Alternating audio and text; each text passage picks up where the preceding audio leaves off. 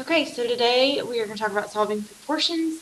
So do me a favor and let's make sure that we get our date. Remember, this is being done on your own sheet of paper, and you're putting the date in the top left corner. In the top right corner, you're putting your page number that you're on. You're putting the title, solving proportions, and make sure you don't forget your learning target. Also, make sure you take a second and put this in your table of contents to make sure that you're keeping up with everything in the correct order. So the first thing I want to discuss is the difference between a ratio and proportion. So a ratio is something that compares two things. So for example, when you have a car and they talk about miles per gallon, that's a ratio comparing miles to gallons.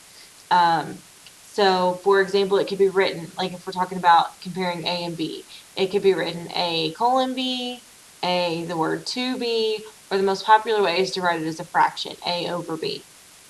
So that's a ratio, just comparing two things.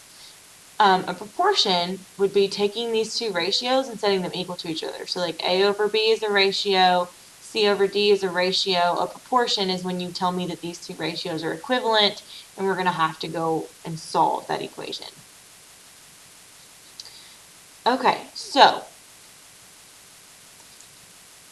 when we do a video, a pre-test question will come up like this. And so now you're going to be asked some follow-up questions to this, and you're going to answer them to the best of your ability.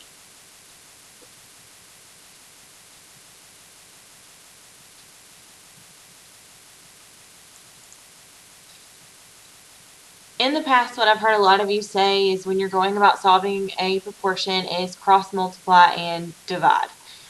But as you saw in the last problem, cross multiply and divide isn't going to work in a problem like that. It's not quite enough. So we are going to do cross multiply and solve. So you're solving an equation. Okay, so cross multiply is the correct first step. But after that, you're just going to solve the equation like normal. So here's example 1. Make sure that you get this down. When I'm solving example 1, oops, what happened? All right, when I'm looking here at example 1,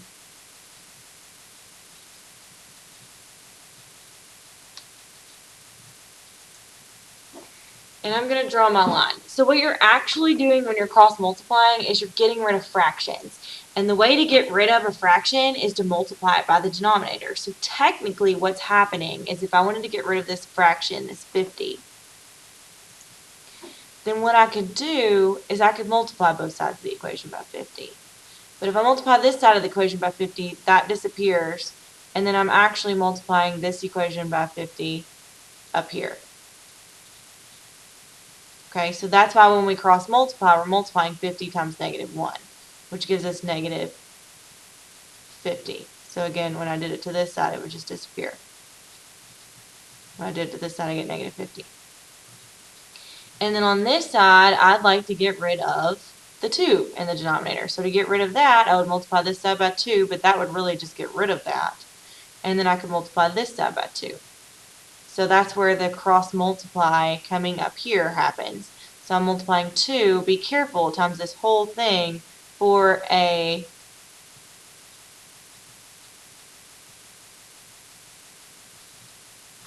plus 3. Okay, so cross multiplying, I'm multiplying the 2 times this because that's actually getting rid of this denominator. And then I'm multiplying 50 times this because that's actually getting rid of this denominator. So what I'm doing is I'm multiplying both sides of the equation by 50, but this cancels that 50. That's why I'm doing that. Okay, so I'm cross multiplying, which is just 2 times that side, this whole thing.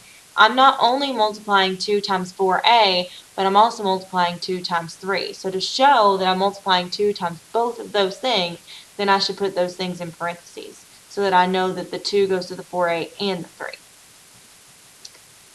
So now I like to cover up an equation after I've already solved the top part. So like I would cross this out and ignore it, and I'm only looking at this thing now. So when I go about solving this thing, that looks much simpler. I'm going to see, can I simplify the left side? Just like my normal solving equations questions. Can I simplify? Can I distribute? Can I combine like terms? No, that's just -50. so it's going to come down.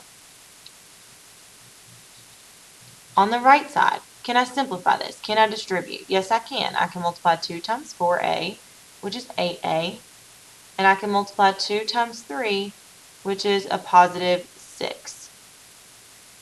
Now I'm going to ask myself, can I simplify this anymore? Can I combine like terms? No, I cannot. Those are not like terms. This is an a, this is not.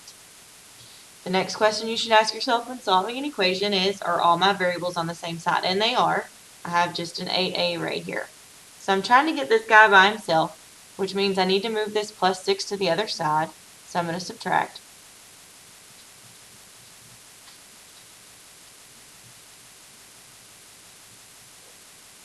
And when I do that, on the left side, I get negative 56.